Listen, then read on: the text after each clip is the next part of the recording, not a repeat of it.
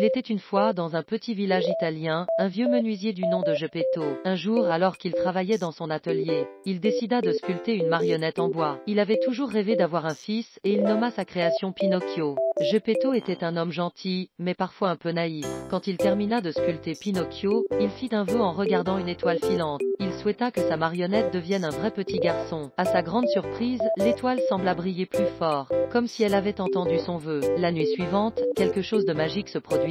Pinocchio s'anima et commença à parler. Geppetto était émerveillé, mais il était aussi confronté à un défi. Pinocchio était une marionnette en bois, et Geppetto voulait qu'il devienne un vrai garçon. L'étoile filante réapparut, leur offrant une chance.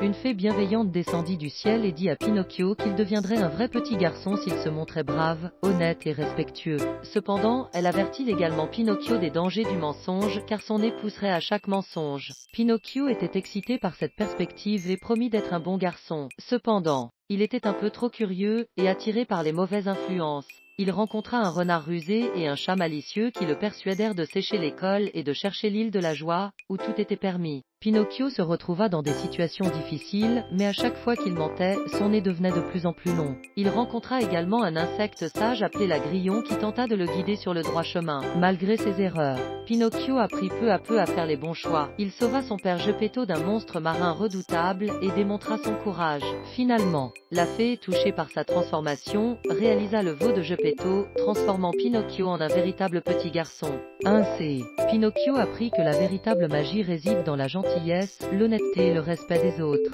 Il passa le reste de sa vie entouré d'amis aimants, vivant heureux et épanoui. Et chaque fois qu'il se sentait tenté de mentir, il se souvenait de son nez qui avait grandi et choisissait le chemin de la vérité.